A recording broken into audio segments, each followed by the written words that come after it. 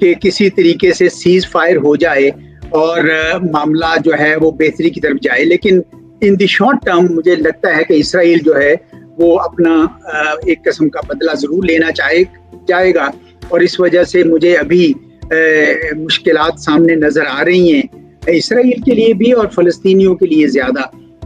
پھر دیکھتے ہیں کہ آگے کیا ہوتا ہے, لیکن میرے خیال میں پاکستان سمیت دنیا کے تمام ممالک کو پوری توانائی اس بات پر صرف کرنی چاہیے کہ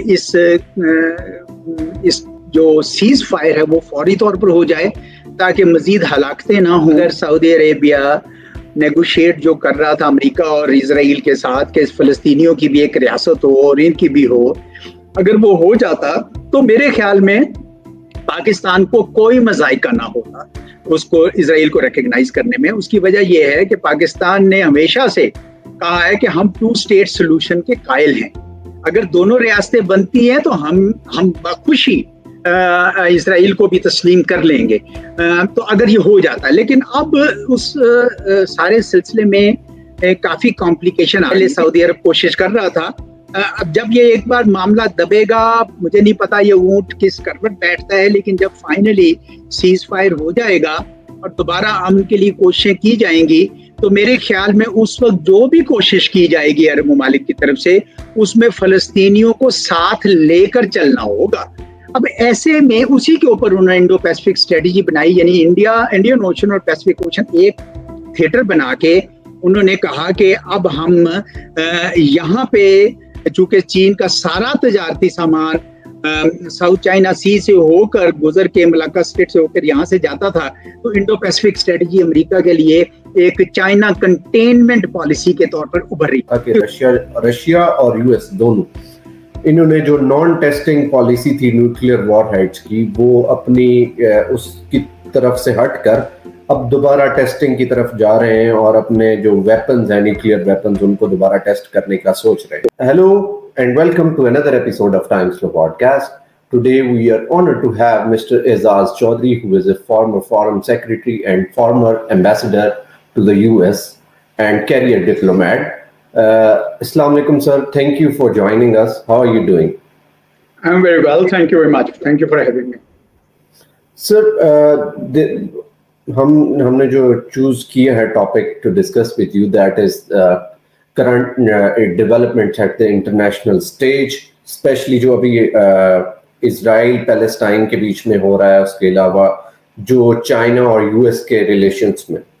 تو sir, to begin with our conversation, just tell me your point of view about the recent developments between Israel and Palestine, جس میں حماس نے اٹیکس کیے, اس کے بعد ان کی ریٹیلیشن کے جواب میں انہوں نے کہا کہ we are in war like situation, جس میں پریزیڈنٹ نیتنیاہو نے بولا ہے. تو how do you see these developments, کیونکہ یہ تو پہلے ہوتا رہتا ہے لیکن اس ٹائم پہ جتنا میسو اسکیل میں ہوا, اور انہوں نے کہا کہ جس طرح سے انٹیلیجنس فیلئر ہے ورلڈ کہہ رہی ہے کہ بائی دا اسرائیلی ملٹری یا اسرائیلی انٹیلیجنس, تو how do you see these developments? جی, یہ بہت پرانا تنازع ہے جس طرح آپ نے کہا, اور لیکن حال ہی میں بہت ساری کوششیں ہو رہی تھیں کہ عرب ممالک اسرائیل کے ساتھ اپنے تعلقات کو نارمل کر لیں, اور ابراہم اکارڈ کے بعد سے یہ سلسلہ تیز ہو گیا, اور اب یو اے ای وغیرہ کے بعد سعودی عرب اس وقت نیگوشیٹ کر رہا تھا کوئی ایسا طریقہ کیا جائے کہ دونوں ریاستیں 2 اسٹیٹ سولوشن, یعنی دونوں ریاستیں اسرائیل بھی اور پیلسٹینین بھی ساتھ ساتھ رہ سکیں. لیکن ایسے میں اگر آپ کو یاد ہو تو ستمبر کے مہینے میں اقوام متحدہ کی جنرل اسمبلی کو خطاب کرتے ہوئے اسرائیل کے وزیر اعظم نے ایک نقشہ پیش کیا. وہ تو بتا رہے تھے کہ ایک نیا ابھرتا ہوا مشرق وسطیٰ ہے جس کے اندر ہندوستان سے لے کر پورے مڈل ایسٹ, سعودی عرب سے گزر کر اسرائیل سے ہو کر سامان جائے کرے گا یورپ.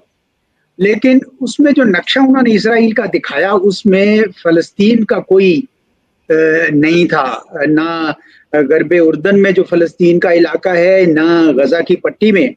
تو ایک احساس ضرور حماس میں اور فلسطینیوں میں جنم لیا ہوگا کہ ہماری تو یہ سارے امن پروسیس میں ہماری تو شاید ہمارا وجود ہی شاید ختم ہو جائے. اور ایسے وقت میں جب اسرائیل کی بھی اور دنیا کی بھی تمام تر قوتیں اور توجہ امن پروسیس پہ تھی، امن کے عمل پہ تھی، ایسے میں پھر حماس نے یہی سوچا کہ یہ ان کے لیے بہتر موقع ہے کہ وہ بتائیں کہ بھائی ہم بھی یہاں پہ زندہ ہیں اور ہمارا بھی وجود ہے. تو انہوں نے یہ سرپرائز کیا. آپ نے صحیح کہا کہ یہ انٹیلیجنس فیلئر تھا، لیکن انٹیلیجنس فیلئر کی بنیادی وجہ یہی ہے کہ اس وقت توجہ ساری جو ہے وہ امن کی کوششوں کی طرف تھی، اس وجہ سے شاید اس طرف توجہ نہیں آئی.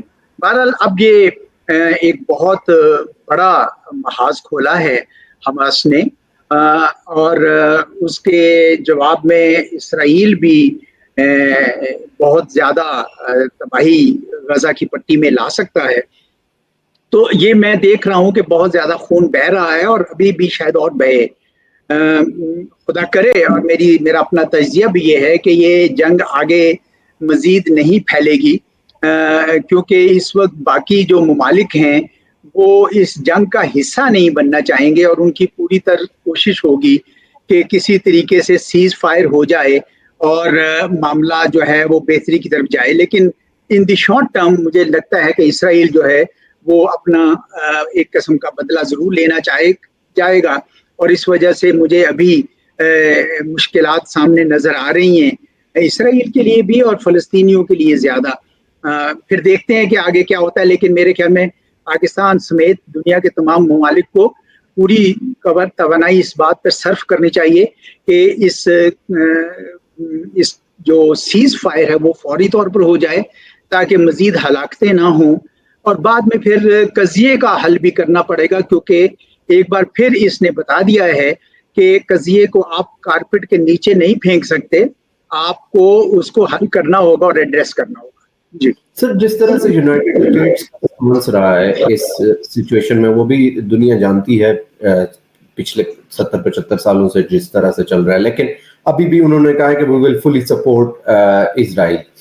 تو کون سی ایسی لابی ہے جو کہ اسرائیل کے لیے یو ایس میں ہوتی ہے، یوز ہوتی ہے، جس کے لیے بہت زیادہ فنڈنگ بھی کی جاتی ہے، ملٹری بجٹ اور ہر طرح کا بجٹ جو ہے وہ اسرائیل پہ دیا جاتا ہے، جو کہ یو ایس کی طرف سے ہوتا ہے، اور وہ سارا کا سارا یو ایس کے ٹیکس پیئر سٹیزنز کا ہوتا ہے. تو اتنی لابی کو کس طرح کی لابی ہے جو کہ اسٹرانگ ہے؟ آپ you have been in U S as well, تو اب بتائیں. دیکھیں، جوئش لابی تو ہمیشہ سے امریکہ میں بڑا ایک مضبوط کردار ادا کرتی رہی ہے. امریکن جوئش کانگریس ہے، ان میں سے کچھ کے ساتھ تو ہمارے بھی جنرل مشرف کے دور میں رابطے ہوئے تھے، تو وہ بہت ان کا گہرا اثر و رسوخ ہے.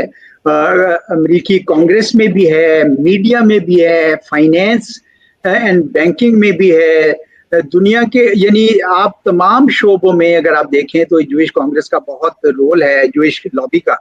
تو اسرائیل کی حمایت امریکہ کے خارجہ پالیسی کا ایک اہم ستون ہے. تو اس میں کوئی اچنبے کی بات نہیں ہے کہ اسرائیل کی حمایت میں امریکہ نے بڑی زوردار آواز اٹھائی ہے. وہ ہمیشہ سے اٹھاتا رہا ہے اور اب بھی وہی ہو رہا ہے.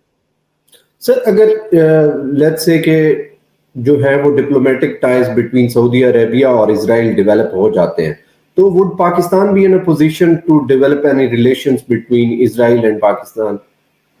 دیکھیں، پہلے تو یہی بات ہو رہی تھی کہ اگر سعودی عربیہ نیگوشیٹ جو کر رہا تھا امریکہ اور اسرائیل کے ساتھ کہ فلسطینیوں کی بھی ایک ریاست ہو اور ان کی بھی ہو، اگر وہ ہو جاتا تو میرے خیال میں پاکستان کو کوئی مذائقہ نہ ہوتا اس کو اسرائیل کو ریکگنائز کرنے میں. اس کی وجہ یہ ہے کہ پاکستان نے ہمیشہ سے کہا ہے کہ ہم 2 اسٹیٹ سولوشن کے قائل ہیں. اگر دونوں ریاستیں بنتی ہیں تو ہم بخوشی اسرائیل کو بھی تسلیم کر لیں گے.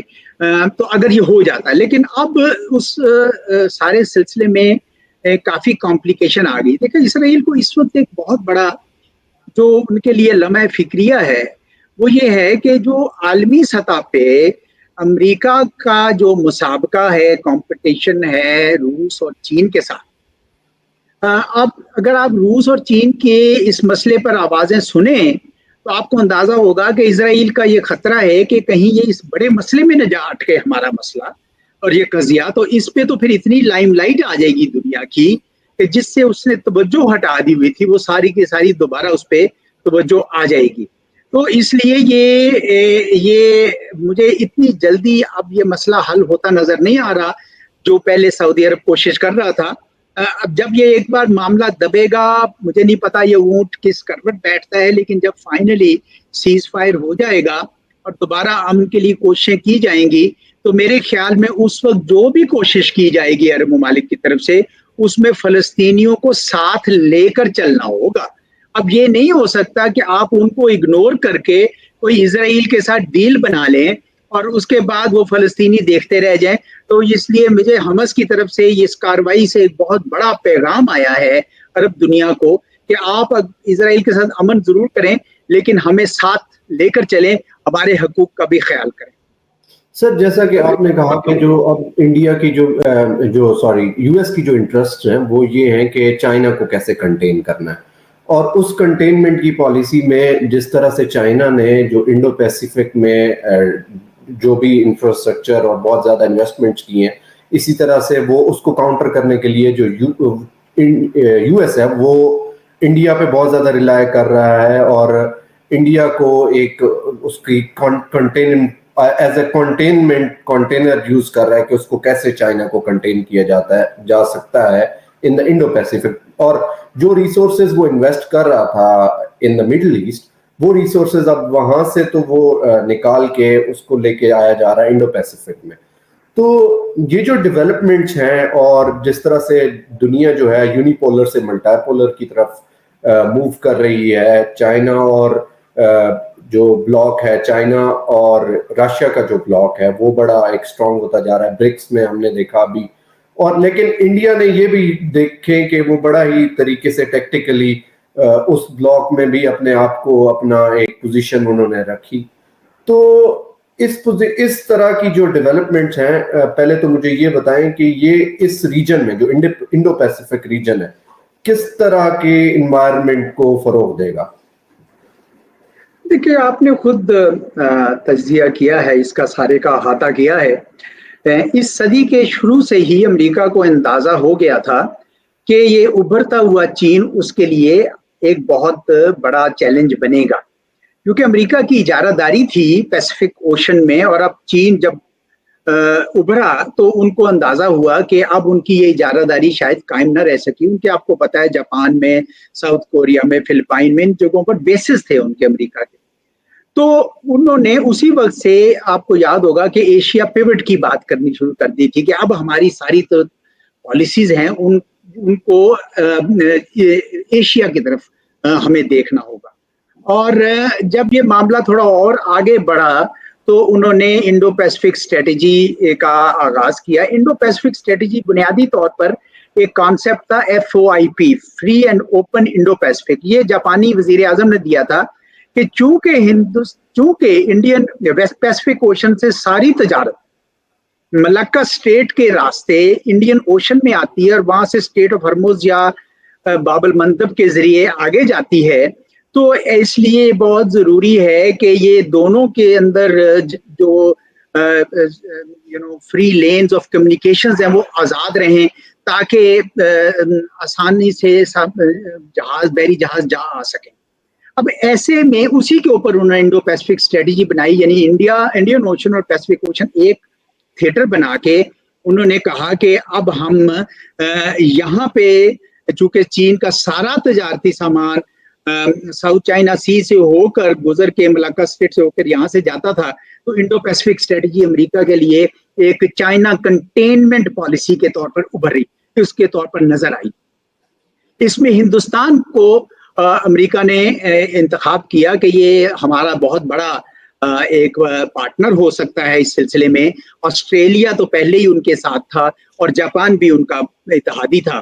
تو اس طریقے سے انہوں نے ایک حلقہ چین کے خلاف بنایا اور ساتھ ہی ساتھ ساؤتھ چائنا سی میں بھی کوئی نہ کوئی شورش شروع کر دی تاکہ ساؤتھ چائنا سی سے جو ان کا تجارتی سامان گزرتا ہے انشورنس کاسٹ بڑھیں گی تو چین کی جو اقتصادی ترقی ہے اس میں کمی آئے گی.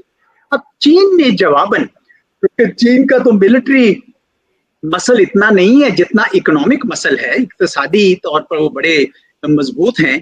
तो उन्होंने पहले से एक प्रोसेस शुरू कर रखा था, बेल्ट एंड रोड इनिशिएटिव, उन्होंने उसमें जिला बख्शी। आज 155 मुल्क जो हैं वो चीन के साथ बेल्ट एंड रोड प्रोजेक्ट के हवाले से मुंसलिक हैं। तो इवन यूरोप के भी बहुत सारे ममालिक जो हैं वो चीन के साथ जो सप्लाई चेन्स हैं वो जुड़े हुए हैं, स्पेशली यूरोप का जो लार्ज मैन्युफैक्चरिंग सेक्टर है। तो इस वजह से ये नहीं हो सकता कि चीन को मुकम्मल तौर पर अमेरिका तनहा कर सके इंडो पैसिफिक स्ट्रेटजी के नतीजे में, लेकिन वो उनके लिए मुश्किलात जरूर खड़ी कर रहा है। लेकिन अमेरिका भी ये अब कह रहा है कि हम डी कपल नहीं करेंगे, उनके साथ मुकम्मल कट ऑफ नहीं करेंगे, डी रिस्क करेंगे, यानी जो रिस्क हमें है वो करेंगे। तो वो जो सप्लाई चेन्स जो इस पे चीन का गलबा था, खुसूसन सेमी कंडक्टर्स के बनाने में, जो आईटी इंफॉर्मेशन टेक्नोलॉजी का एक बुनियादी कलीदी पुर्जा है, तो सेमी कंडक्टर्स की मैन्युफैक्चरिंग भी अब अमेरिका कह रहा है कि अब हम अपने मुल्क में करेंगे। उन्होंने कुछ एक्ट्स भी पास किए हैं जिसके जरिए ताइवान से, साउथ कोरिया से, इधर उधर से सरमायाकारी अमेरिका में हो रही है।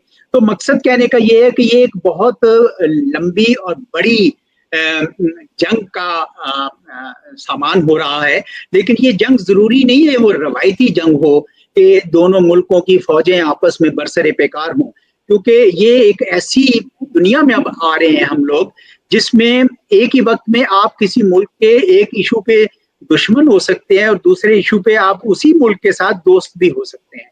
इसीलिए आपने देखा कि चीन क्या अमेरिका के अंदर उनके जो ट्रेजरी बॉन्ड्स है, 1 ट्रिलियन से ज्यादा ट्रेजरी बॉन्ड चीन ने खरीद रखे हैं। चीन ने अमेरिका में बहुत सरमायाकारी भी कर रखी है।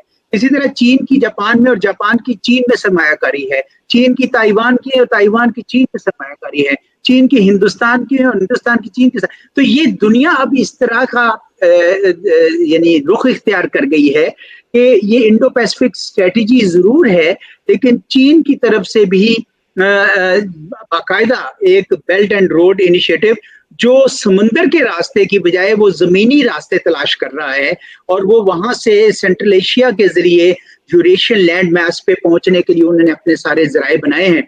तो इस वजह से ये एक तवील किस्म का थिएटर बन रहा है जिसके अंदर बहुत ये सोवियत यूनियन और अमेरिका की सर्द जंग वाला माहौल नहीं है। वो उसमें तो बाकायदा दुनिया 2 कैंप्स में बट गई थी, इसमें ऐसा कुछ नहीं है। इसमें तो दोनों मुल्क एक दूसरे के साथ तजारत भी कर रहे हैं, 700 अरब डॉलर की तजारत है आपस में, और साथ ही साथ उनका आपस में मुसाबका भी है, कंपटीशन भी है। तो लेकिन बहुत सारे ममालिक जिस तरह पाकिस्तान है उनको ये मुसाबका असर करता है, तो इसलिए उनको भी इस बात का बहुत कलक है, बहुत तशवीश है कि ये जो उनकी आपस में राइवलरी है ये कहाँ जाएगी। सर, जैसा कि आपने कहा कि दुनिया बहुत ज्यादा चेंज हो रही है और इसमें ये है कि आपस में जो है इकोनॉमिक एक्टिविटी भी जारी है और एक दूसरे के साथ कन्फ्रंटेशन इन वन वे और अनदर तो वो भी जारी है। अभी पिछले दिनों यूएस की तरफ से यूएस से ये रिपोर्ट्स आई हैं कि जो चाइना है इतनी ज्यादा हमारी जो स्टेट के खिलाफ, लिबरल वैल्यूज के खिलाफ, डेमोक्रेसी के खिलाफ मिस इन्फॉर्मेशन फैला रहा है, और जो हमारी अपनी जो इनकी कम्युनिस्ट पार्टी है उसका पॉजिटिव इमेज एक दुनिया को पोर्ट्रे कर रहा है। तो इतनी ज्यादा जो बिलियन ऑफ डॉलर्स की इन्वेस्टमेंट चाइना कर रहा है, वो हमारी जो ओवरऑल डेमोक्रेसी है वो एक थ्रेट में है, हमारी लिबरल वैल्यूज जो हैं वो अब थ्रेट में चली गई हैं। तो ये स्टेटमेंट, इस तरह की स्टेटमेंट्स देना क्या ये नहीं है कि ये एक समझ लें कि उसी तरह से चाइना भी यही कह रहा है कि जो है वो यूएस मिस इन्फॉर्मेशन फैला रहा है, लेकिन ये भी हमें पता है कि जिस तरह से इंडिया ने पाकिस्तान के खिलाफ मिस इन्फॉर्मेशन फैलाई EU डिसइंफो लैब के थ्रू, होना तो कुछ नहीं है, लेकिन ये एक दूसरे पे इल्जामात, इसके लॉन्ग टर्म क्या कॉन्सिक्वेंसेस हो सकते हैं? देखिए, डिसइंफॉर्मेशन कैंपेन आजकल की दुनिया का हिस्सा बन गया है, क्योंकि दुनिया अब डिजिटल स्पेस में मूव कर रही है और जहां पे इंफॉर्मेशन बड़ी आसानी से आगे पीछे जाती है। ऐसे में हर मुल्क ये कोशिश करता है कि उस इंफॉर्मेशन को इस्तेमाल करके अपना इमेज बेहतर करे और अपने दुश्मन का या अपने राइवल का इमेज जो है उसको गलत करे या कम करे। चीन और अमेरिका का जो मामला है वो एक सिविलाइजेशंस की जंग भी कह सकते हैं।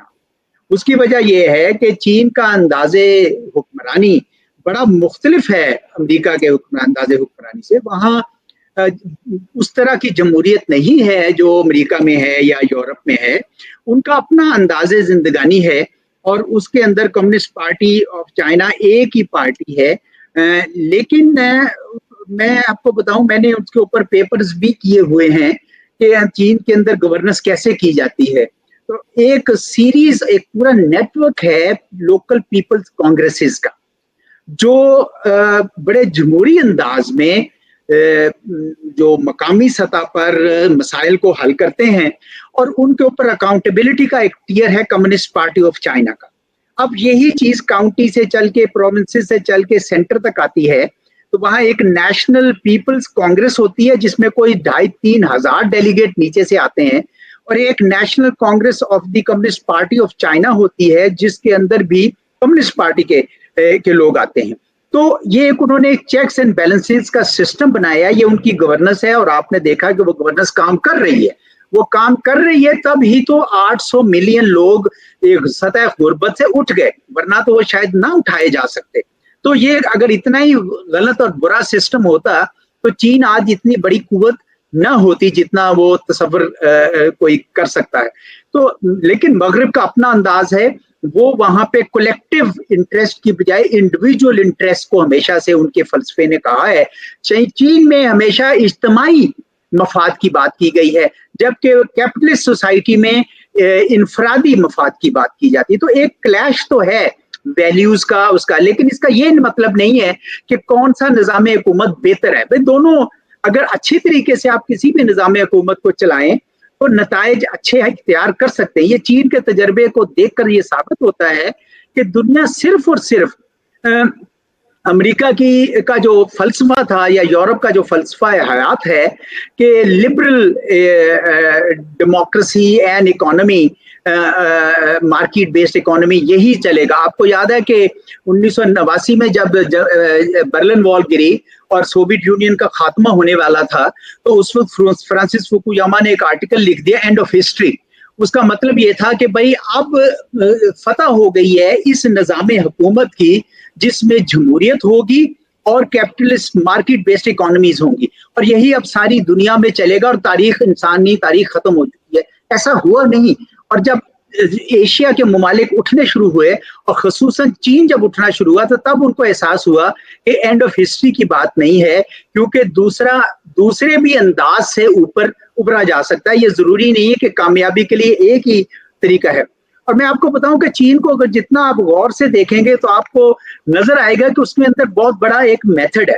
मिसाल के तौर पर चीन ने, डेंग जियाओपिंग ने जब उनका रास्ता बदला और उन्होंने कहा कि हम पॉलिटिकल सिस्टम कम्युनिस्ट ही रखेंगे, लेकिन अपना इक्तिसादी सिस्टम हम शिफ्ट कर देंगे कैपिटलिज्म की तरफ, तो उसके बाद से चीन ने बड़ा ग्रो करना शुरू किया 9-10% के हिसाब से अगले 25-30 साल, और बहुत उनके पास पैसा भी जमा हो गया, उनकी बड़ी तरक्की भी हो गई।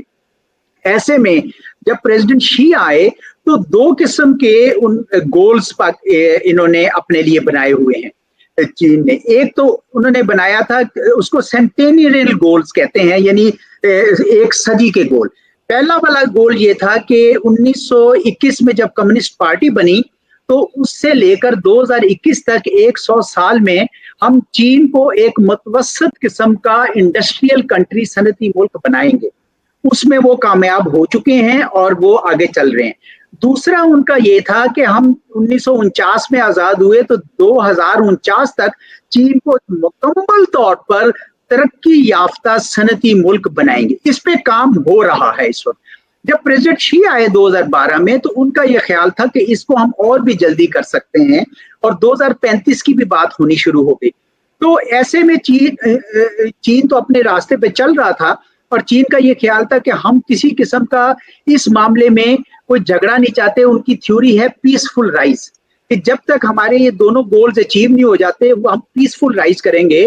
तो उनके 14 नेबर्स हैं, सिवाय हिंदुस्तान के किसी के साथ उनका झगड़ा ज्यादा नहीं है। वियतनाम के साथ भी थोड़ा सा है, लेकिन हिंदुस्तान के साथ ज्यादा था, लेकिन उसको भी उन्होंने जरूरत से ज्यादा आगे नहीं बढ़ाया। उसकी वजह यह है कि वो पीसफुल राइज चाहते हैं। अब अमेरिका ने ताइवान में बहुत ज्यादा कोशिश की इश्तियाल दिलाने की अमेरिका चीन को, लेकिन उसके बावजूद चीन ने आगे झगड़ा नहीं किया। तो चीन ये चाहता है कि मैं एक बार तरक्की कर जाऊं, फिर मैं कॉन्फ्लिक्ट्स का सोचूंगा और देखूंगा, अभी मैं उसके ऊपर नहीं आना चाहता। और इस वजह से आपको दुनिया में कोई बहुत बड़ी जंग नहीं देख रहे। अमेरिका ने तो पूरा जोर लगाया, लेकिन चीन की तरफ से ऐसा कुछ नहीं है, क्योंकि वो ये चाहते हैं कि अभी हम पुरअमन तरीके से ऊपर उठें। लेकिन जब वो उठ जाएंगे उसके बाद क्या होगा वो आने वाला वक्त ही बताएगा।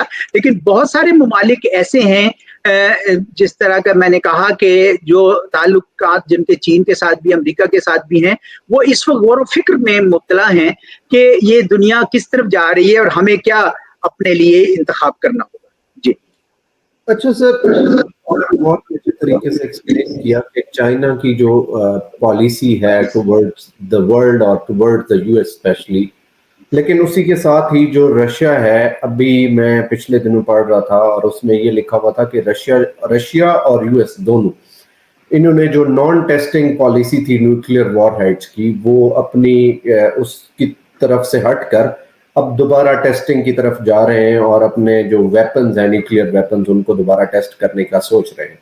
और इसी तरह से ये देखें कि वॉर इन यूक्रेन हो रही है और जो यूरोप है वो एक जंग की उसमें है, हालत में है, क्योंकि उनका एक छोटा सा कंट्री जो यूक्रेन है, दो कि वो छोटा सा मुल्क है, लेकिन वो यूरोप पूरे के लिए खतरा, क्योंकि वो अपने आप को ये समझते हैं कि ये अगर इस पे यूक्रेन पे आ गए तो उसके बाद पोलैंड भी हो सकता है या कोई भी, क्योंकि और उसके अलावा इमिग्रेशन का भी बहुत बड़ा मसला है और स्टेलमेट की सिचुएशन है वॉर इन यूक्रेन की वजह से।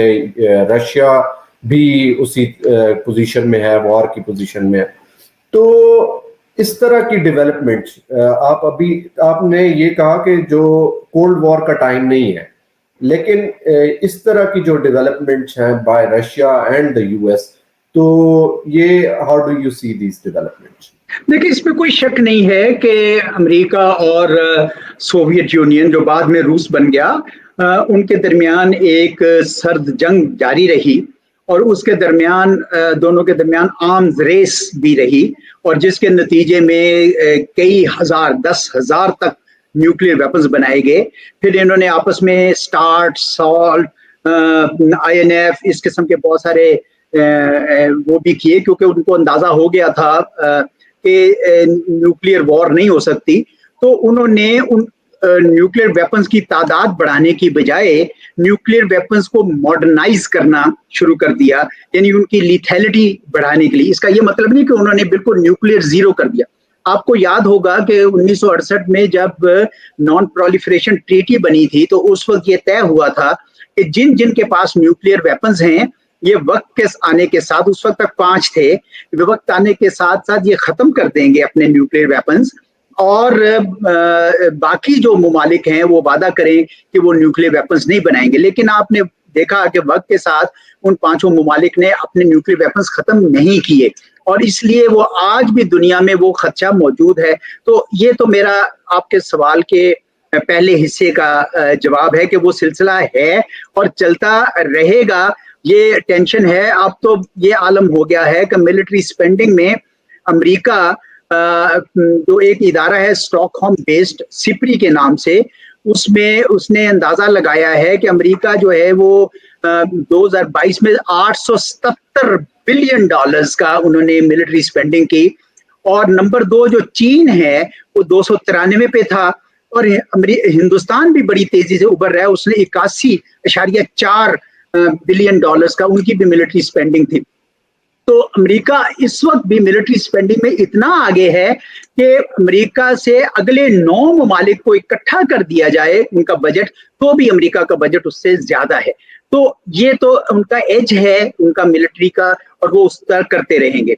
लेकिन चीन और रूस पहले तो अमेरिका के साथ मुकाबला कर रहा था, लेकिन फिर जब रूस 15 यानी सोवियत यूनियन 15 मुल्कों में तकसीम हुआ, उससे उनकी कुव्वत कम हुई, और रूस की बजाय चीन के साथ अमेरिका का ज्यादा मुसाबका हुआ। लेकिन जब से ये جنگ چھڑی ہے اس کے بعد سے روس بھی چین کے قریب آتا نظر آ رہا ہے، کیونکہ جب یورپ نے روس پہ سینکشنز لگائیں تو روس نے سوچا کہ میں اپنا تیل اب چین کو بیچوں، ہندوستان کو بیچوں، انڈونیشیا کو بیچوں، اور بھی کوئی ممالک ہیں، پاکستان بھی چاہتا ہے، تو وہ ان کا جھکاؤ ایشیا کی طرف اب بڑھنا شروع ہو گیا ہے روس کا۔ روس کی اب اتنی طاقت تو نہیں رہی جو پہلے سوویت یونین کے زمانے میں ان کی ہوتی تھی، لیکن اگر چین اور روس مل جائیں، ٹریڈیشنلی آپ کو پتہ ہے یہ دونوں رائیول تھے، آپس میں ان کی بالکل نہیں بنتی تھی، لیکن اب بدلتے حالات میں وہ دونوں اکٹھے ہوتے نظر آ رہے ہیں۔ ابھی اسرائیل اور حماس کا جو مقابلہ ہوا ہے اس میں بھی آپ نے یہ دیکھا کہ روس اور چین کی تقریباً ایک فلسطینیوں کے جھکاؤ پر مبنی بیانات آئے۔ تو یہ روس اور چین جو ہے اب یہ قریب ہوتے جا رہے ہیں، اس لیے ایک قسم کا بڑا فارمیڈیبل امریکہ کے لیے الائنس وہ چیلنج بنتا جا رہا ہے۔ اب یوکرین وار کا آپ نے ذکر کیا، یوکرین دیکھیں ویسے تو روس نے ایک نیبرنگ ملک پر حملہ کر کے ایک اس کے حصے پر قبضہ کر لیا، یہ جارحیت ہے، لیکن بہت سارے ملکوں نے ان کو اس لیے کنڈم نہیں کیا کہ ان کا یہ خیال ہے کہ روس کو اشتعال دلایا گیا، ان کو پرووک کیا گیا۔ وہ اس طرح پرووک کیا گیا کہ جب سوویت یونین ٹوٹا تھا تو امریکہ نے ان کو کہا تھا کہ اب ہمارے نیٹو کا کوئی مقصد نہیں رہا، تو نیٹو کو ہم مشرقی یورپ کی طرف نہیں لے کر آئیں گے، لیکن وہ لے کر آئے، اور وہ لاتے لاتے جب وہ یوکرین تک پہنچے تو روس کو یہ محسوس ہوا کہ اب نیٹو کے میزائل ہمارے بارڈر پہ لگ جائیں گے، تو اس لیے انہوں نے یہ انتہائی قدم اٹھایا۔ تو چنانچہ اس پہ بحث تو ابھی جاری ہے، اور یہ جنگ خاصا طول پکڑ رہی ہے، کیونکہ یوکرین کو بہت زیادہ اسلحہ دیا جا رہا ہے مغرب کی طرف سے، ان کی بڑی مدد کی جا رہی ہے، اور یوکرین اتنا چھوٹا ملک نہیں ہے، یورپ کے حساب سے 48 ملین کا ملک ہے، بہت بڑا اس کا ٹیریٹری ہے، بہت اس کا پوٹینشیل تھا۔ ہم لوگ اس سے ٹینک خریدا کرتے تھے یوکرین سے، وہاں دنیا بھر کو گندم سپلائی کرتا ہے یوکرین کی بڑی اہمیت تھی دنیا کے اندر، تو اس وجہ سے اس کو اب سپورٹ مل رہی ہے۔ ٹھیک ہے یہ روس کے ساتھ ڈائریکٹ جنگ تو نہیں ہے، کیونکہ وہ اپنے سپاہی نہیں لے کر آ رہے، they are not bringing their troops to Ukraine جو ویسٹ ہے، لیکن پراکسی وار چل رہی ہے، ان کو پوری طرح سے حمایت کی جا رہی ہے، اور یہ بھی بڑا خطرناک ہے کیونکہ اس کا ایک نتیجہ تو واضح ہے کہ یوکرین پورا کا پورا تباہ ہو جائے گا۔ وہ اس پراکسی وار میں ایک بیٹل گراؤنڈ بن گیا ہے between Russia and the west, تو اس کا خطرہ بھی آپ کو پتا ہے پوری دنیا کو اس نے نقصان پہنچایا ہے۔ انرجی پرائسز بہت زیادہ چڑھ گئی اس کی وجہ سے، کموڈٹیز پرائسز بہت زیادہ چڑھ گئی۔ پاکستان جیسے ملک جن کی فسکل سپیس کم ہے ان کو اس سے بہت نقصان پہنچا، تو یہ بھی ایک بہت بڑا مسئلہ ہے یوکرین وار کا۔ ابھی اسرائیل کا شروع ہوا، لیکن یہ یوکرین وار والا بھی بہت بڑا مسئلہ ہے جو ابھی حل نہیں ہوا، اور حل ہوتا ہوا اتنی جلدی نظر نہیں آ رہا۔ سر یہ پاکستان کے بارے میں یہ کہا گیا کہ پاکستان نے جو میونیشنز ہیں وہ سپلائی کی ہیں ٹو گیٹ دا IMF جو بجٹ وہ تھا لون تھا، تو اور پاکستان کے پرائم منسٹر نے اس چیز کو کہا کہ نہیں کیا ہم نے اس طرح کا کوئی ایگریمنٹ یا اس طرح کا کوئی چیز جس کے تھرو ہم نے سپلائی کی ہو، تو کیا یہ درست ہو سکتا ہے، یا اگر درست ہے تو اس کی کیا امپلیکیشنز ہیں؟ دیکھیں مجھے اس بات کا اندازہ نہیں ہے کہ پاکستان نے اسلحہ دیا، میں نے خبریں سنی ہیں اور میں نے پاکستان کے سپوکس مین کا یہ بیان بھی پڑھا ہے کہ ہم نے نہیں دیا، تو میں تو اپنے سپوکس مین پہ یقین کرنا چاہوں گا۔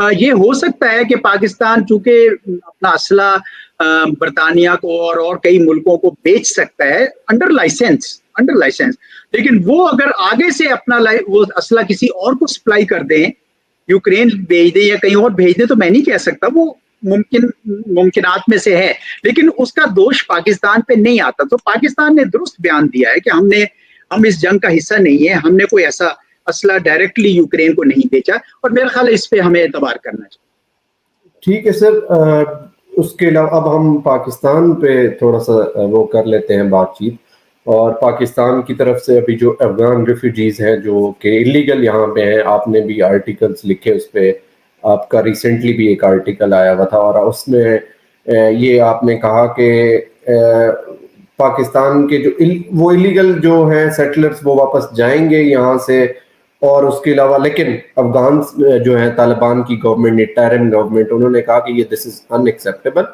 اور پاکستان کو اس طرح کے سٹیپس نہیں لینے چاہیے جو کہ ہم نے جس یو این کی قراردادوں کے ساتھ ہم نے ایگری کیا اور ہم نے ان کو یہاں پہ ریفیوج دی, تو اب ہم ان کو باہر نہیں نکال سکتے, اور خاص طور پر 1 مہینے کا ٹائم دینا جس میں کہ وہ سارا کا سارا یہاں پہ they have been here for generations.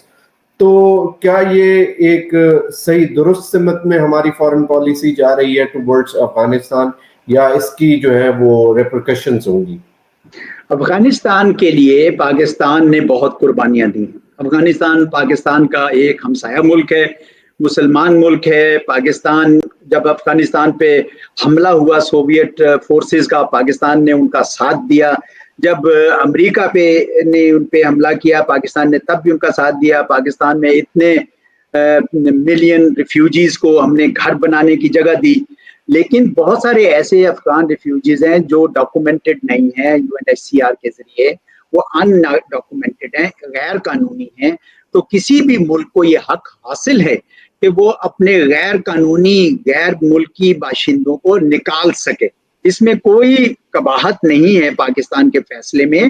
یہ کوئی بھی ملک اگر ایسا کرے گا تو اس کو کوئی آپ الزام نہیں دے سکتے. غیر قانونی تارکین وطن کو کوئی برداشت نہیں کرتا. یہ تو پاکستان کا حوصلہ ہے کہ پچھلے کئی دہائیوں سے ہم برداشت کر رہے تھے. لیکن میں نے جو اپنے آرٹیکل میں لکھا وہ میں نے یہ کہا کہ جب آپ اس قسم کا فیصلہ کرنا چاہیں, جو 4 دہائیوں سے بندے یہاں پہ گھوم پھر رہے ہیں, انہوں نے آپ کے آئیڈینٹی کارڈ جعلی بنوائے, انہوں نے سب کچھ کرنا شروع کیا ہوا ہے, تو ان کو نکالنے کے لیے بڑی پلاننگ چاہیے, بہت ایک منصوبہ بندی چاہیے, اور ورنہ آپ کو سبکی ہوگی. جب آپ ایک چیز کا فیصلہ کرتے ہیں اور اناؤنس بھی کر دیتے ہیں اور اس پہ عمل نہ کر سکیں یا عمل نہ ہو سکے تو پھر پھیکا پڑتا ہے انسان. اس وجہ سے میں نے یہ مشورہ دیا تھا کہ اس کی پلاننگ کی جائے جو پریگمیٹک ہو, ریئلسٹک ہو. اب دیکھیں نا, جب تک طالبان کی حکومت کے ساتھ, جن کی آپ نے بہت مدد کی, سب سے زیادہ تو پاکستان نے مدد کی. جب شروع میں ان کی حکومت بنی تو پاکستان نے ہیومینیٹیرین کرائسس حل کرنے کے لیے پوری ایک کانفرنس کی, کئی ملین ریز کیے, خود اپنے پیسے بھی دیے.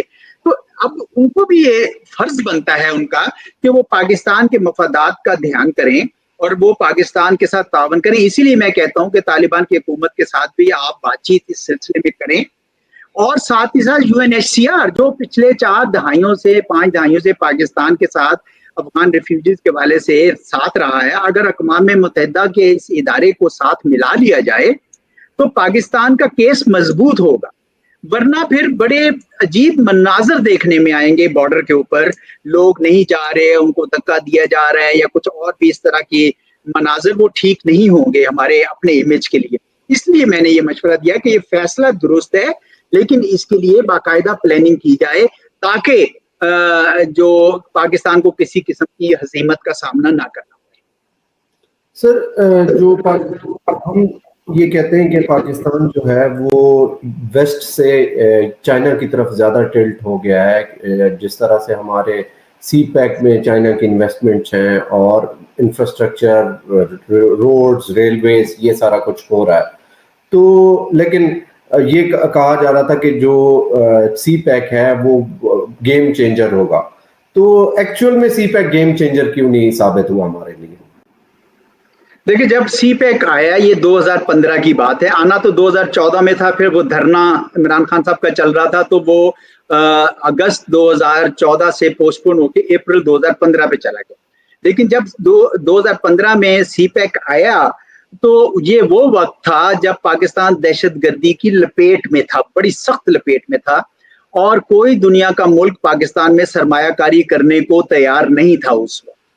تو ایسے میں اگر چین نے سرمایہ کاری کی سی پیک کے ذریعے تو پاکستانی عوام کو حوصلہ ملا.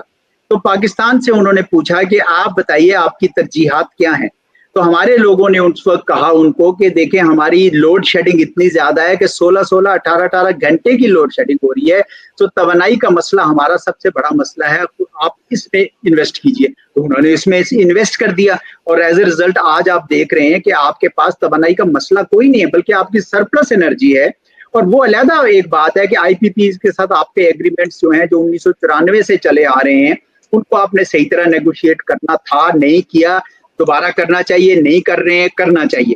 لیکن اس کا سی پیک سے کوئی تعلق نہیں ہے. انہوں نے آپ کے انرجی بحران پہ قابو پانے کے لیے بڑی آپ کی مدد کی. دوسرا تھا کہ وہ سڑکوں کا جال بچھا دیں ہمارے ہاں, کیونکہ سڑکوں سے بہت آپ کو پتا ہے کہ دنیا جنگ عظیم دوم کے بعد امریکہ کے اندر بہت سارے جو سولجرز واپس آئے, تو انہوں نے پورے امریکہ میں شمالن جنوباً مشرقاً مغرباً انہوں نے ایک جال بچھا دیا ہائی ویز کا, جو آج بھی قائم ہے. اب تھوڑا ٹوٹ کا شکار ہے, لیکن اس نے امریکہ کی ترقی میں ایک بہت بڑا کردار ادا کیا. اس لیے یہاں پہ بھی بنی. اب آپ دیکھیں موٹر وے لاہور اسلام آباد کی اگر آپ دیکھ لیں تو اس نے سرگودا اور فیصل آباد اور اس طرح کے جو ٹاؤنز ہیں ان کو جس طرح کنیکٹ کر دیا ہے, وہ اس کی مثال نہیں ملتی. اس کے علاوہ چھوٹے چھوٹے اور بہت سارے شہر ہیں جو ان سے کنیکٹ ہو گئے. تو اسی طریقے سے اب آپ اگر پشاور سے چلیں تو آپ کراچی تک ایک موٹر ویز کا سلسلہ ہے, تو اس پہ بھی چین نے بہت سرمایہ کاری کی. اس میں بھی ہمیں ان کو یعنی گیم چینجر ہی کہنا چاہیے. انہوں نے تو آپ کا بندوبست کر دیا. لیکن جہاں پہ ہماری ناکامی ہوئی ہے, چین نے یہ کہا تھا کہ جب ہم توانائی پہ اور انفراسٹرکچر پہ کام کر رہے ہیں تو اس وقت آپ اپنے اسپیشل اکنامک زونز بنانا شروع کر دیں تاکہ ہم اپنی انڈسٹری کو وہاں پہ لے کر آ سکیں. لیکن وہ ہم نے نہیں بنائے. اس میں ہم نے بڑی سستی کر دی, بڑی دیری کر دی, ابھی تک نہیں ہم بنا سکے. تو چنانچہ چائنا کی جو انڈسٹری ری لوکیٹ ہو رہی تھی لیبر کاسٹ کی وجہ سے, وہ کچھ لاؤس چلی گئی, کمبوڈیا چلی گئی, میانمار چلی گئی, ویتنام چلی گئی, بنگلہ دیش چلی گئی, وہ پاکستان نہیں آ سکی. تو ہم نے وہ اسپیشل اکنامک زونز نہیں بنائے. دوسری بات یہ ہے کہ گوادر نے جو کردار ادا کرنا تھا, وہ گوادر بھی چین نے اپنا کام کر دیا. چین نے وہاں پہ پورٹ بنا دی, انٹرنیشنل ایئرپورٹ بنا دیا, ہائی وے بنا دی, ایسٹ بے ایکسپریس وے بنا دی, ایک ایسٹرن بے زون بنا دیا, ویسٹرن بے زون ایک ایکسپورٹ پروسیسنگ زون بنا دیا. میں خود جا کے اس کو اچھی طرح ایک ایک جگہ چپا چپا دیکھ کر آیا ہوں. لیکن وہاں پانی نہیں ہے پینے کا, وہ تو ہماری ذمہ داری تھی دینے کا. تو بڑی دور سے کچھ جھیلوں سے پانی آتا ہے, لیکن وہ صحیح طرح لوگوں کو نہیں ملتا ہے. بجلی نہیں ہے, وہ ایران کے راستے بجلی آتی ہے, تربت کے راستے, وہ بھی بہت یعنی صحیح نہیں ہے. تو تربت کے گوادر کے لوگ ہیں, وہ کہتے ہیں کہ بھئی ہمیں کیا پھر اس کا فائدہ ہوا. اس لیے ہدایت الرحمان اور اس جیسے لوگوں نے وہ مقدمہ لڑا ہے ان کا, گوادر کے لوگوں کا, کہ بھئی ہمیں بھی اس کا فائدہ. تو جو کوتاہیاں ہیں وہ ہماری طرف ہیں. دوسرا پھر لا اینڈ آرڈر ہے. اب لا اینڈ آرڈر میں بھی آپ دیکھیں چینیوں کے خلاف اکثر یہ بلوچ یا کوئی اور ایسے ٹیررسٹ آرگنائزیشنز ہیں جو یہ کام کرتی ہیں, تو اس سے بھی ہمیں نقصان پہنچتا ہے. تو میں سمجھتا ہوں کہ یہ گیم چینجر تھا اور گیم چینجر ہو سکتا ہے مزید بھی, اگر ہم اس کا صحیح طریقے سے وہ کام کریں جو ہمارے ذمہ واجب الادا تھے, وہ ہمیں کرنا چاہیے. کوئی وجہ نہیں ہے کہ اس سے پاکستان میں مزید ترقی اور خوشحالی کے شاہراہیں مزید نہ کھلیں. جی سر, رائز آف ٹیررزم دوبارہ سے ایک جو ہے وہ بڑھ رہی ہے پاکستان میں. ریسنٹ جو اٹیک ہوا 60 لوگ اس میں مارے گئے. تو ٹی ٹی پی کی طرف سے یہ سارا کچھ کیا جا رہا ہے, اور پاکستان جو ہے, پاکستان کے جو ڈیلیگیٹس ہیں وہ کابل بھی گئے, اور انہوں نے کابل میں بھی جا کے جو انٹرن طالبان گورنمنٹ ہے اس کو بھی پریشرائز کرنے کی کوشش کی, کیونکہ وہ ایک ہی بھائی ہیں, جو ٹی ٹی پی ہو یا ٹی ٹی اے ہو. تو یہ چیز ہم افغانستان پہ کیسے پریشر بلڈ کریں کہ وہاں پہ ٹیررزم کو جو ہے وہ سیف ہیونز نہ ملے؟ دیکھیں, طالبان کی حکومت کو افغانستان میں حکومت لینے میں بڑی حد تک پاکستان کا ہاتھ اس طرح ہے کہ پاکستان نے کبھی ان کے ساتھ دشمنی نہیں کی, ان کے خلاف کوئی ایکشن نہیں لیا, جس کا امریکہ کو بھی بہت گلہ تھا. لیکن اس سے زیادہ نہیں. اب حکومت انہوں نے خود اپنے زور بازو پہ لی ہے وہاں پہ جب اشرف غنی کی گورنمنٹ گر گئی. تو ہمارا ان سے یہ توقع ہے کہ وہ اپنی جو انہوں نے بین الاقوامی برادری سے وعدے کر رکھے, جو طالبان نے وہ چلے وہ ہمارا اس کا ہم ان کو آنے دیتے تھے, ہم ان کو میڈیکل فیسلٹیز دیتے تھے, وہ ہمارے احسان کو نہیں مانتے نہ مانے, کیونکہ وہ ان کا اپنا دور ہے, اپنا ان کا انداز ہے. ہمارا ان کی حکومت سے کوئی اس طرح لینا دینا نہیں, نہ ہم ان کو لانے میں ہمارا کوئی کردار ہے حکومت میں. یہ ان کا انہوں نے اپنی جنگ جیتی. لیکن جو بین الاقوامی برادری سے انہوں نے وعدے کیے, انہوں نے کہا کہ ہم ایک انٹرم گورنمنٹ بنائیں گے جس میں باقی لوگ جو ہیں افغانستان کے, ازبیک ہیں, تاجک ہیں, ہزاراز ہیں, ان کو بھی ہم شامل کریں گے. انہوں نے کہا کہ ہم لڑکیوں کو تعلیم حاصل کرنے دیں گے, خواتین کو کام کرنے دیں گے. انہوں نے کہا کہ ہم افغانستان کی سرزمین کو دہشت گردی کی آماجگاہ نہیں بننے دیں گے. یہ تینوں وعدے انہوں نے پورے نہیں, اور اسی وجہ سے دنیا کے کسی ملک نے بشمول پاکستان ان کی حکومت کو رسمی طور پر ریکگنائز نہیں کیا, ان کو ہم نے تسلیم نہیں کیا. تو یہ ابھی بھی سارا جو خطے کے ممالک ہے, ابھی ماسکو فارمیٹ کنسلٹیشنز ہوئی تھی 29 ستمبر کو, آپ نے دیکھا کہ اس میں سارے خطے کے ممالک جو ہیں وہ بیک زبان بول رہے تھے طالبان کو کہ آپ ان تینوں معاملات پر پروگرس دکھائیں تو ہم آپ سے بات کریں گے. ساتھ ہی ساتھ وہ امریکہ اور یورپ کو بھی یہ کہہ رہے تھے, خصوصاً امریکہ کو, کہ یہ تو آپ کا کیا دھرا ہے, آپ 20 سال سے یہاں پہ تھے, آپ ہاتھ جھاڑ کے ایک دم سے جا نہیں سکتے. آپ جو افغانستان کے پیسے آپ کے پاس دبے ہوئے ہیں $7 سے 9 بلین, وہ واپس کریں. اسی طرح ہیومینیٹیرین کرائسس میں اپنا حصہ ادا کریں. ویسے وہ ادا کر رہے ہیں, ہیومینیٹیرین کرائسس کے لیے امریکہ پیسے دے رہا ہے اقوام متحدہ کی آرگنائزیشنز کے ذریعے, یورپ بھی دے رہا ہے, لیکن ان کو اس طریقے سے اس کے امن میں حصہ لینا چاہیے. لیکن ان کا یہ خیال ہے امریکہ وغیرہ کا کہ یہ اب یہ خطے کا مسئلہ ہے, خطے کے معاملات جو ہیں وہ خطے کے ممالک حل کریں. اسی لیے خطے کے ممالک اب آپس میں بہت کوارڈینیشن کر رہے ہیں, اور پاکستان کو بھی یہ سوٹ کرتا ہے کہ خطے کے ممالک ایک فیصلہ کر کے دباؤ ڈالیں طالبان پہ آپ اپنے یہ دہشت گرد تنظیموں کو نہ آنے دیں. ٹی ٹی پی جو ہے وہ بالکل آپ صحیح کہہ رہے ہیں کہ ٹی ٹی پی اور ٹی ٹی اے کوئی ایک ہی سکے کے دو رخ تھے, اس وجہ سے ان کا ورلڈ ویو ایک ہی ہے. ہمیں اس میں کوئی شک نہیں ہونا چاہیے. اور جب سے ٹی ٹی پی نے پاکستان میں دوبارہ معصوم لوگوں کا خون بہانا شروع کیا ہے, پاکستان میں تشویش بہت بڑھ گئی ہے کہ یہ ایک ایسی حکومت آئی ہے طالبان کی جو کہنے کو تو پاکستان کی دوست حکومت تھی, لیکن وہ پاکستان کے لوگوں کے خون بہانے والے کو جگہ بھی دے رہے ہیں, ان کو مدد بھی کر رہے ہیں. تو بڑا غم و غصہ ہے پاکستان میں, اور اسی وجہ سے یہ اعلان بھی ہوا کہ پھر غیر قانونی شہری بھی لے جائیں پھر آپ واپس. ایک لحاظ سے یہ سگنل ہے طالبان کی حکومت کو پاکستان کی طرف سے کہ آپ دوستانہ جب ہوتا ہے تو دونوں ہاتھ ملتے ہیں تو تب دوستی آگے چلتی ہے. یہ نہیں ہو سکتا کہ پاکستان تو آپ کا بھلا کرتا چلا جائے اور آپ پاکستانیوں کے خون میں ہاتھ رنگتے چلے جائیں یا ہاتھ رنگنے والوں کی مدد کریں. تو اس وجہ سے یہ معاملہ جو ہے میرا خیال ہے پاکستان نے اب بڑا ٹھوک بجا کے اپنا یہ پیغام ان تک بھیجا ہے. ان کو یہ بات سننی چاہیے کیونکہ یہ ان کے لیے اچھا نہیں ہوگا. اب دنیا کی ان کے اوپر اس طرح توجہ نہیں رہی. یوکرین کا مسئلہ ہے, اب اسرائیل کا مسئلہ آ گیا ہے, امریکہ چین کی کا مسابقہ ہے, اب افغانستان پہ اب توجہ نہیں ہے. یورپ ان کے ممالک جو نیٹو ٹروپس ہیں وہ جا چکے ہیں. تو اس لیے یہ مت سوچیں افغانستان کے طالبان کے جناب اب ہمارے لیے کوئی نہ کوئی آ جائے گا. کوئی نہیں آئے گا. ان کے لیے بہت ضروری ہے کہ خطے کے ممالک کے ساتھ تعاون کریں اور اپنے ان تمام معاملات میں اب توجہ دیں, اور یہ ان کے لیے بھی بہتر ہوگا. ہم سنتے ہیں کہ طالبان میں کچھ ہارڈ لائنرز ہیں, کچھ پریگمیٹک ہیں, جو قندھار میں بیٹھے ہیں وہ سخت گیر ہیں, جو کابل میں بیٹھے ہیں وہ سنتے ہیں. لیکن ہمیں اس بات سے کوئی غرض نہیں ہے کہ طالبان کے آپس کے اندر کیا دھڑے بنتی ہے. ہم تو یہ چاہتے ہیں کہ طالبان کو اس بات کا احساس ہونا چاہیے کہ پاکستان نے تو افغانستان کی ہمیشہ مدد کی ہے, آپ کیوں ایسی تنظیم کا ساتھ دے رہے ہیں جو پاکستان کے لوگوں کے کا خون بہا رہی ہے.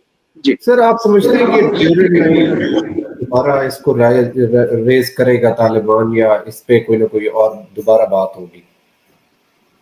ڈیورل لائن کا مسئلہ تو ختم ہو چکا ہوا ہے جی ہماری طرف سے. دیکھیں یہ انٹرنیشنل بارڈر ہے, 1893 میں ہوا. اس کے بعد 2 افغانستان کی حکومتیں آئیں جنہوں نے اس کو تسلیم کر لیا. جب 1947 کا وقت آیا, بلکہ 1946 میں نے اپنے آرٹیکل میں بھی لکھا ہے, تو اس وقت کنگ ظاہر شاہ کی حکومت نے اپنا ایک وفد بھیجا برطانیہ کو کہ آپ یہاں سے جا رہے ہیں تو یہ علاقے ہمیں دے دیں, دریائے سندھ تک کے علاقے. تو انہوں نے کہا بھاگ جائیں، یہ کہاں سے آپ کے علاقے آ گئے، یہ تو آپ کے علاقے کبھی بھی نہیں تھے. تو اس وجہ سے پھر یہاں ریفرینڈم ہوا. ریفرینڈم میں بھی لوگوں نے یہاں کے لوگوں نے کہا کہ ہم کوئی اس طرح کا کام نہیں کرنا چاہتے. تو انہوں نے پشتونستان کا ایک شوشہ شروع کیا جو ان کی یعنی سمجھ لیں کہ پاکستان دشمنی کے مترادف تھا. وہ بھی ختم ہو گیا جب افغان ریفیوجیز جب سوویت یونین کی آرمی آئی اور افغان ریفیوجیز ادھر آنا شروع ہوئے تو وہ پشتونستان کا مسئلہ بھی ختم ہو گیا. افغانستان وقتاً فوقتاً یہ مسئلہ اٹھاتا ہے کیونکہ اس سے ان کو ان کی حکومت کو ایک قسم کا ایک ہائر پڈسٹل مل جاتا ہے. وہ پاکستان میں بسنے والے پشتونوں کے رائٹس کے سیلف پروکلیمڈ چیمپئن بن جاتے ہیں. یہ چیمپئن بن جاتے ہیں کہ ہم تمہارے بھائی تم کون ہو، ہمارے علاقے میں جو پشتون رہتے ہیں وہ تو تمہارے سے تعداد میں کہیں زیادہ ہے. تو اس وجہ سے ہمارے پشتونوں نے کبھی ایکسیپٹ نہیں کیا کہ ہم کابل سے رول ہوں گے. وہ اپنے علاقوں سے، ان کی کوئٹہ میں بلوچستان کا کیپٹل ہے اور کے پی کے کیپٹل پشاور میں ہے، ہمیں کیا ضرورت ہے ہمارے لوگوں کو. تو اس وجہ سے یہ ہمارے لیے ایشو نہیں ہے ڈیورنڈ لائن، ہمارے لیے یہ انٹرنیشنل بارڈر ہے اور جلد یا بدیر افغانستان بھی اس کو مان لے تو ان کے لیے بہتر. سر اگر ہم ہمارے انٹرنل پرابلمس کو، جس پہ آپ بھی لکھتے رہتے ہیں، ہماری جو اکنامک کرائسس ہے، ہماری اکانومی کی جو سچویشن ہے، فسکل ڈیفیسٹ ہے اور ہمارے پاس کوئی ریزروز نہیں ہے، بالکل ہم نیگیٹو میں ہے.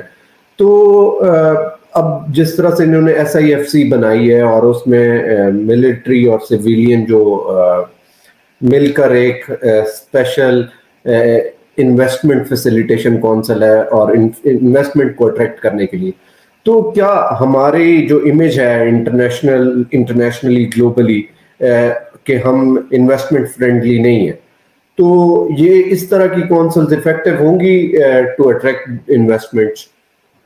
میرا تو خیال میں سمجھتا ہوں کہ پاکستان کے معروضی حالات میں فوج یہ ایک آرگنائزڈ آرگنائزیشن ہے، تو تمام جو ڈونرز ہیں یا سرمایہ کار ہیں وہ چاہتے ہیں کہ فوج کی طرف سے ہمیں ایشورنس دی جائے کہ پاکستان کے گورنمنٹ ڈپارٹمنٹس ہماری زندگی نہیں اجیرن کر دیں گے. کیونکہ پاکستان میں صنعت سازی ایک بڑا مشکل کا بحران کا شکار ہے.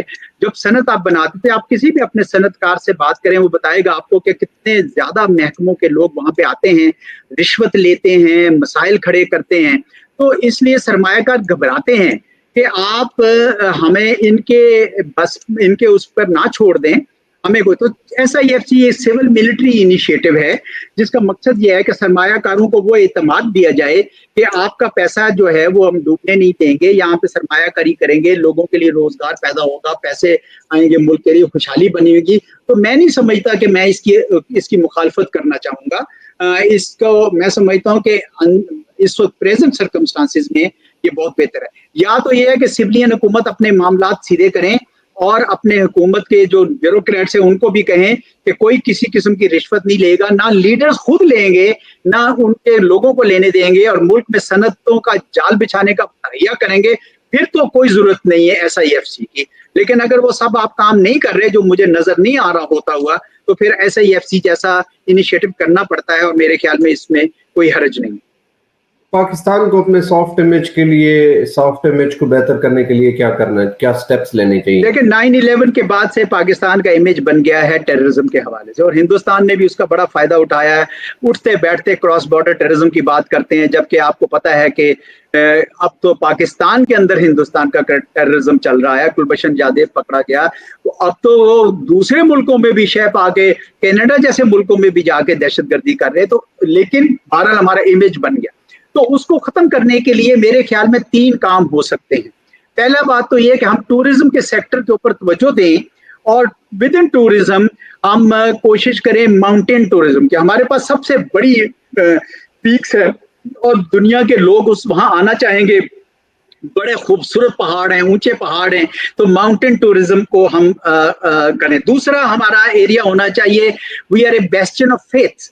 یہاں ہندوازم یہاں آیا، شوکا نے اپنی یہاں پہ حکومت بنائی، یہاں بدھزم کا ہوا، سکھوں کے تمام جو مقدس مقامات ہیں وہ یہاں پہ موجود ہیں. تو ایسے میں یہ بھی کوشش ہونی چاہیے ہماری کہ ہم اس کو ترویج دیں تو بہت زیادہ ٹورزم آ سکتا ہے. تیسری بات یہ ہے کہ ہمارے پاس آرکیولوجیکل ہیریٹیج بڑی زبردست ہے.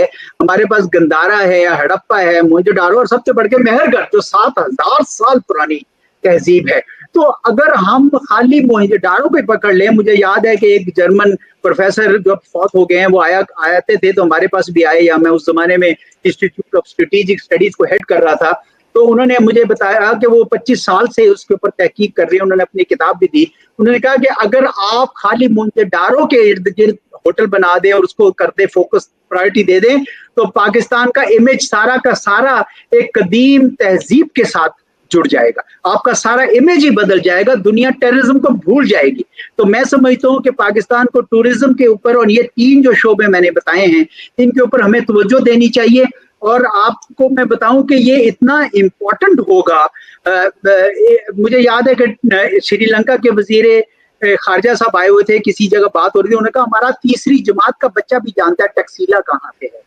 اس نے کہا کہ اگر آپ ٹیکسلا کے ارد گرد ہوٹل ووٹل بنا دیں, ایئرپورٹ سے راستہ درست کر دیں, تو آپ کو سری لنکا سے لے کر تھائی لینڈ سے لے کر جاپان تک اتنے ٹورسٹ آئیں گے, بدھسٹ ٹورسٹ, کہ آپ ان کو سنبھال نہ پائیں شاید اتنا.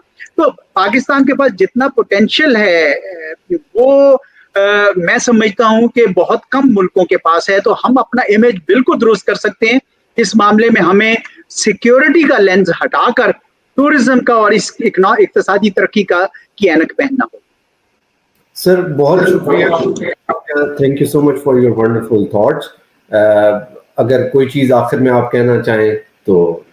جی, میں آخر پہ صرف یہ کہنا چاہوں گا کہ پاکستان کو جیو اکنامکس کی طرف آنا چاہیے. ہم نے نیشنل سیکیورٹی پالیسی کا اعلان کیا پچھلے سال, اور اس میں ہم نے کہا کہ اب نیشنل سیکیورٹی جو ہے وہ صرف ٹریڈیشنل ڈیفنس نہیں ہوگا, بلکہ اکنامک سیکیورٹی اور ہیومن سیکیورٹی بھی ہوگا. میں سمجھتا ہوں کہ اکنامک سیکیورٹی بالکل اس کے اوپر بہت کام کرنا چاہیے. جس گھر میں دانے ہوں گے لوگ اس کی عزت کریں گے.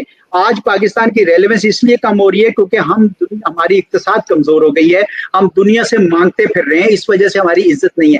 اگر آپ جیو اکنامکس کریں, وچ مینس کہ آپ اپنی جغرافیہ کو استعمال کر کے اپنے لیے حالات بہتر کریں. ہمیں تجارت کرنی چاہیے ہندوستان کے ساتھ, ہمیں تجارت کرنی چاہیے افغانستان کے ساتھ, ہمیں تجارت کے راستے تلاش کرنی چاہیے ایران کے ساتھ باوجود سینکشنز کے. ہمیں چین کے ساتھ بھی وایا گوادر تجارت کو بڑھانا چاہیے. تو میں نہیں سمجھتا کہ پاکستان کسی سے پیچھے رہے گا. جتنا محلے وہ ہمارا اچھا ہے, لیکن اس کے لیے ضروری ہے کہ ہم صرف کانفلکٹس کی بات نہ کریں, ہم تجارت کی بات کریں, ہم سرمایہ کاری کی بات کریں, کانفلکٹس پہ اپنی پوزیشن نہ چھوڑیں. کشمیر کو بالکل آپ نہ چھوڑیں, کشمیر پہ ہمارا بہت زیادہ پاکستان کے لوگ اٹیچڈ ہیں اس کے ساتھ, وہ بالکل رکھیں, لیکن تجارت کو سرمایہ کاری کو آپ ترک نہ کریں, کیونکہ اس سے پاکستان خوشحال ہوگا. اور جب پاکستان خوشحال ہوگا تو آپ دیکھیں گے کہ ہمارے عوام جو ہیں وہ بہتر محسوس کریں گے, خوش محسوس کریں گے. اللہ تعالیٰ ہمارے ملک کو سلامت رکھے, اور آپ کو اور مجھے اور ہمارے دیکھنے والوں کو سب کو اللہ تعالیٰ سلامت رکھے. Thank you. بہت شکریہ. السلام علیکم.